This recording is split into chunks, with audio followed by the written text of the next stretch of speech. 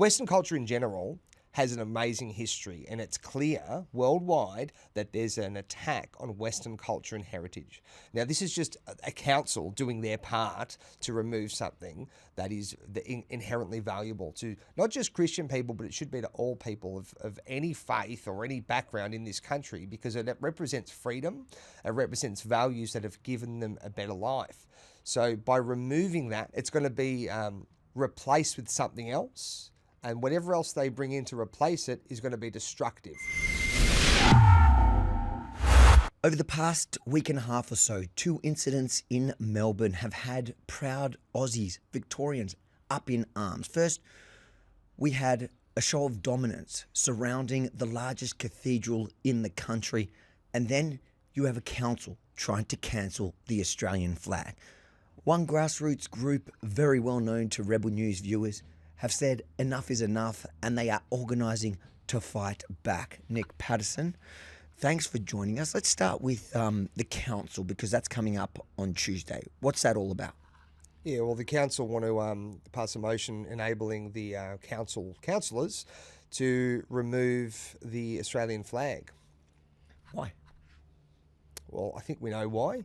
There's a lot of people now that have been indoctrinated into the religion of Marxism, and they hate our culture. And by removing our culture, you remove the identity of the people that have grown up in this country. And that's, I think, the big issue here. That's what's really going on, and we've got to call that out. So if you remove the identity and the culture from a people, and you remove their history, you remove their flag, they don't have any strength and any power anymore, because they don't know who they are. I believe in our country, I believe in our culture, and I know we have an amazing culture. And just with the Australian flag, look, this is one of the most prominent, powerful symbols. It's actually a Christian symbol that represents 3 particular crosses. One of them is the St. George cross, which represents England. St. George was a martyr who died for his faith because he wouldn't bow down and worship the Roman gods. We have St. Patrick's cross, which represents Ireland, and that's also, he was the man that brought Christianity to Ireland. And then we have the St. Andrew's cross, which represents St. Andrew, the first disciple that Jesus called, the brother of Peter, who spread the gospel to the Scottish people. So this is a powerfully Christian symbol. And of course, the communists who hate our Christian values and heritage want to remove it. We need to value it, we need to value what it represents, and we need to teach our children the importance of our culture and the beauty of our culture, because if we don't, it's going to be removed very quickly, because these people they have an agenda to get rid of every bit of light and every bit of beauty and every little element of our culture. That's all it is. And I just see it as an attack on Christian values and Western values. One of the reasons the council say they're voting on this motion is because it offends ethnic minorities. So people who have come to Australia to resettle, whether as refugees or just immigrants, who may be offended by the flag on whatever promotional material from the council. What would you respond to that? I'd say it's far more offensive to remove it, given that we've had many of our ancestors have fought and died to defend that flag and what it represents. So what are you guys going to do? So we're going to be protesting outside of the Mornington Shire Council, and we're going to hopefully have a lot of people there in opposition to this motion, because we value our culture, we value our flag, and we don't want it to go away, and these people need to know that we value it. What would you say to the council if they're watching this? Leave our stuff alone. If you hate our country, go do something else. Just leave our country alone and stop being at war with us, because we're sick of it, and we're not going to back down, and you're escalating something that doesn't need to be escalated. Just start valuing what we have and realising that the reason that you have the job you have, and the reason that you have the prosperity that you have, and all of the opportunities you have, is because you live in this country. So have some respect and leave our flag alone. And to the average Aussie watching this now, who loves our flag, loves our country, but doesn't think it's a major deal, what would you say to them to convince them to join you outside the Mornington Peninsula Shire on Tuesday night?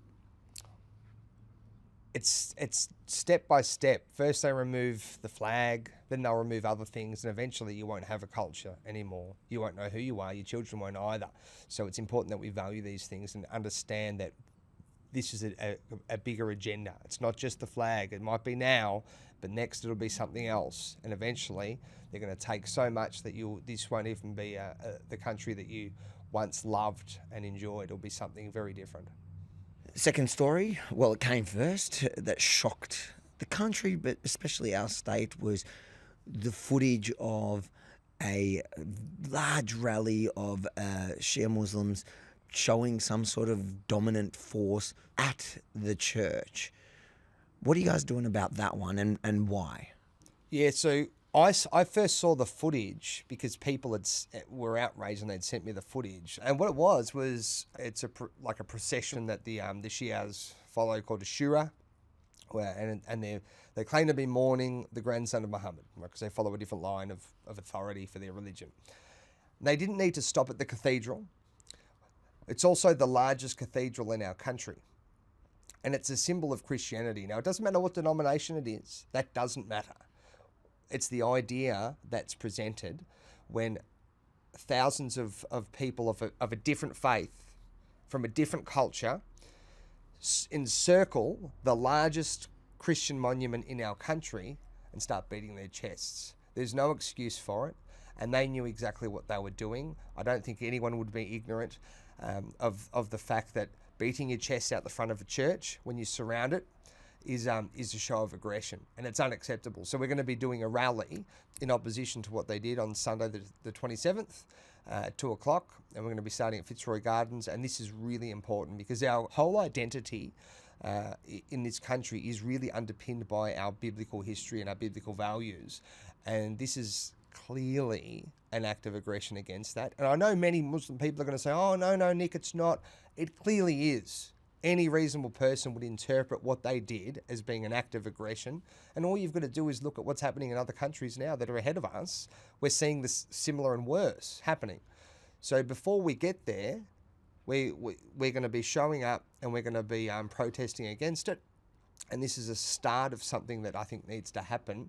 If we don't stand up to this, I believe they're going to interpret that as the Western people are weak, the Christian people are weak. So we need to show that we're not weak and that we're strong. I want to invite and encourage all Christian warriors to turn up, people that have a real love for their Christian faith and that have courage. I want them to turn up and be there because it's important that we show a firm position against what they've done. And you know, this might open up a dialogue with the Islamic community and they might apologise for what they've done. I don't know, but that would be something that they could do to rectify the situation.